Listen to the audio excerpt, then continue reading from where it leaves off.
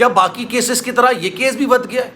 مطلب آمنہ اور فرحان یہ رئیس قتل کیس کے، ڈیلیوری بوائے قتل کیس کے مرکزی ملزمان ہیں، جس میں سے فرحان کا تو کنفیشن موجود ہے، اس نے کنفیس کیا ہے کہ بھائی ہاں میں نے قتل کیا ہے۔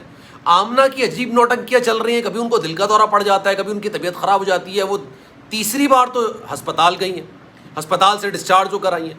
اب اس کیس کے اندر ایک نیا معاملہ نکل کر سامنے، اس کیس کے اندر جو متاثرین ہیں، یعنی جس کو جلایا گیا، اس کی لاش کو، اس کو قتل کرنے کے بعد اس کی لاش کو زندہ جلا دیا گیا، اس کے گھر والوں کو اس کا آخری دیدار کرنے کا موقع نہیں دیا گیا، اس کے گھر والوں کو تنگ کیا جا رہا ہے، اس کے گھر والوں کو پولیس میں بلایا جا رہا ہے، تھانے میں بلایا جا رہا ہے اور ان سے سوال جواب کیے جا رہے ہیں۔ اب اس کیس کے اندر یہ کیا نیا پہلو نکل کر سامنے؟ بسم اللہ الرحمن الرحیم، السلام علیکم، آپ سبھی کو خوش آمدید۔ میں ہوں سلمان مرزا اور آپ دیکھ رہے ہیں میرا یوٹیوب چینل اور Facebook page sum up with Salman Mirza. جناب کیسے ہیں آپ لوگ؟ میں امید کرتا ہوں آپ جہاں ہوں خیر و عافیت سے ہوں، صحت مند ہوں، تندرست ہوں، اور یہ ویڈیو دیکھنے کے لیے آپ سبھی نے وقت نکالا ہے۔ تو ویڈیو کے آغاز میں تہہ دل سے آپ سبھی کا میں شکریہ ادا کرتا ہوں اور درخواست بھی کرتا ہوں کہ جناب آپ میرے لیے بھی دعا کریں۔ پچھلے 15 دن سے کافی زیادہ طبیعت عجیب ہے، ابھی بھی آواز آپ کو خراب لگ رہی ہوگی اور یہ بہتر ہوتی ہے، اس کے بعد پھر طبیعت خراب ہو جاتی ہے۔ تو میں آپ سب سے درخواست کروں گا کہ میرے لیے جب بھی آپ نماز پڑھیں تو دعا ضرور کیجیے گا۔ اچھا جناب، ڈیلیوری بوائے قتل کیس میں کچھ نئی ڈیولپمنٹ نکل کر سامنے آئی، اس میں جو آپ کو بڑی ڈیٹیل میں بات کرنی ہے، اس لیے میں چاہوں گا کہ یہ ویڈیو آپ نے آخر تک ضرور دیکھنی ہے۔ ہمارے معاشرے کے اندر، ہمارے ملک کے اندر، ہمارے ارد گرد جو صورتحال ہے، وہاں پر سسٹم کچھ ایسا بن چکا ہے، بڑے افسوس کے ساتھ کہنا پڑتا ہے کہ جس کا قتل ہوا ہے اس کی لاش بھی موجود ہوتی ہے، قاتل بھی موجود ہوتا ہے، آلہ قتل بھی موجود ہوتا ہے، کس طرح سے اس کو قتل کیا ہے وہ بھی پتہ ہوتا ہے، کنفیس بھی موجود ہوتا ہے، لیکن اس کے باوجود کیس آگے نہیں بڑھتا۔ اور یہ پہلی بار ایسا نہیں ہوا کہ ڈیلیوری بوائے قتل کیس کا معاملہ ایک جگہ پر آ کے رک چکا ہے، لوگوں کا بڑا انٹرسٹ ہے اس کیس کے اندر۔ آنیسٹلی مجھے ڈھیروں میسیجز آتے ہیں، پیغامات آتے ہیں، میں سب کا رپلائی نہیں کر پاتا کیونکہ میں ہمیشہ آپ سے بات کہتا ہوں کہ جناب آپ واٹس ایپ پر میسج کریں، فیس بک پر کریں، میں وہ چیز نہیں دیکھ پاتا ہوں، اس لیے میں اپنا انسٹاگرام اکاؤنٹ آپ کو بتا دیتا ہوں کہ salman.mrza کے نام سے میرا انسٹاگرام اکاؤنٹ ہے، آپ فالو بھی کیجئے اور میسج بھی کیجئے۔ جو آپ میسج کریں گے نا، میں اپنے سبسکرائبر سے، فالوورز سے انسٹاگرام کے تھرو رابطے میں رہتا ہوں۔ اچھا جناب، اس کیس کے اندر کیا ہوا؟ اس کیس کے اندر جو لواحقین ہیں، جو متاثرین ہیں، یعنی رئیس کے گھر والے، رئیس کا بھائی، رئیس کی بہن، رئیس کے والدین، وہ جناب پولیس سے شکوہ کرتے ہوئے نظر آ رہے ہیں۔ کیا واقعی میں، جیسے آپ نے سنا ہوگا نا، یہ معاملہ تو ود گیا، تو کیا یہ کیس بھی ود گیا ہے؟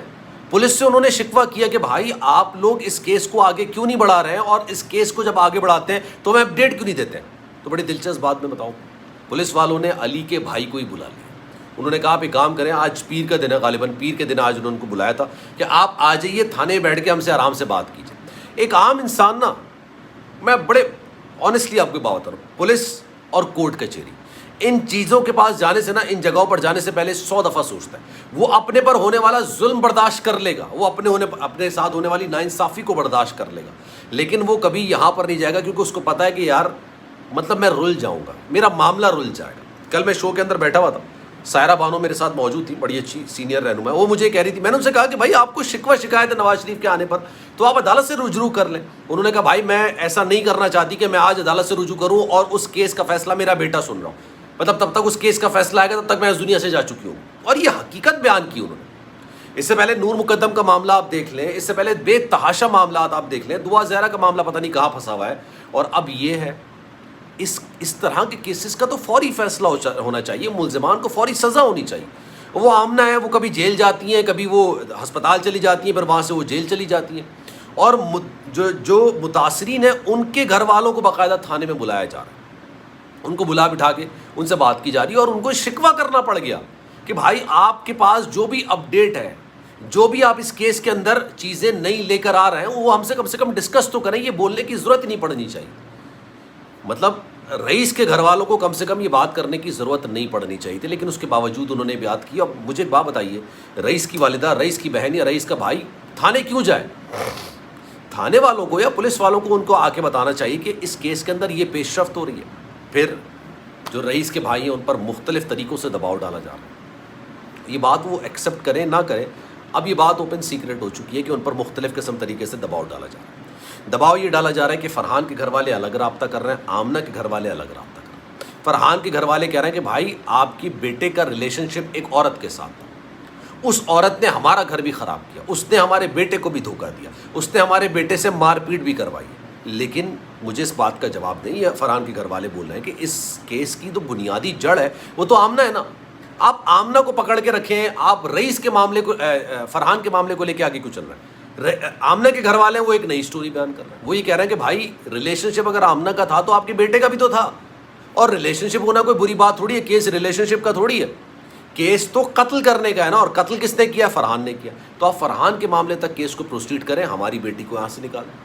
مطلب ایک عجیب سی سچویشن کا سامنا ہو. مجھے بڑے دکھ کے ساتھ کہنا پڑتا ہے, روزانہ جہاں سے تفتیش ہو رہی ہے, ہسپتال کے جو ذرائع ہیں اور جیل کے جو ذرائع ہیں, میں ان سے رابطہ کر رہا ہوتا ہوں, روزانہ کر رہا ہوتا. کبھی ایسا ہوتا ہے کہ مجھے انفارمیشن اس حساب سے نہیں مل رہی ہوتی. بار بار آپ ایک انسان کو تنگ کرتے جاتے ہو کہ یار مجھے بتائیں کیا اپڈیٹ ہے, کیا اپڈیٹ ہے, کیونکہ لوگوں کا انٹرسٹ ہے نا, اس لیے میں اس پر زیادہ کام کر رہا ہوں. میں اس پر ویڈیوز اس لیے بنا رہا ہوں کیونکہ لوگوں کا انٹرسٹ ہے, لوگوں کے بے تحاشا میسیجز آتے ہیں میرے پاس, اور ان میسیجز کا میں جواب دوں, اور بہت ویلڈ پوائنٹس وہ لوگ اٹھاتے ہیں. مطلب اس سے پہلے جو میں نے کیس دیکھا نا جس میں لوگوں کے سینٹیمنٹس, ایموشنز جڑ گئے تھے, وہ تھا دعا زہرا کا کیس. دعا زہرا کے کیس میں نا پوری سوسائٹی کھڑی ہو گئی تھی کہ یار اس طرح سے لڑکیاں گھروں سے بھاگنی نہیں چاہیے, اس طرح سے لڑکیاں کو ورغلانا نہیں چاہیے, اس میں کلیئر انسٹانس ہونا چاہیے کہ ہمارا معاشرہ اس چیز کی اجازت نہیں دیتا.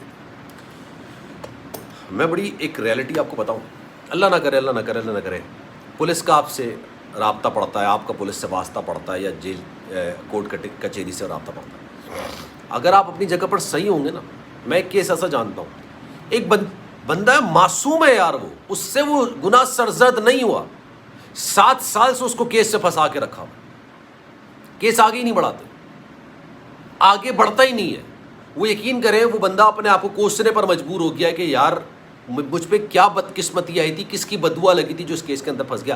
اس کے خلاف کوئی کیس ہے ہی نہیں, بنتا ہی نہیں ہے, لیکن اس کا نام پٹ اپ کر دیا گیا, اور 7 سال سے وہ بیچارہ پیشیاں بھگت رہا ہے.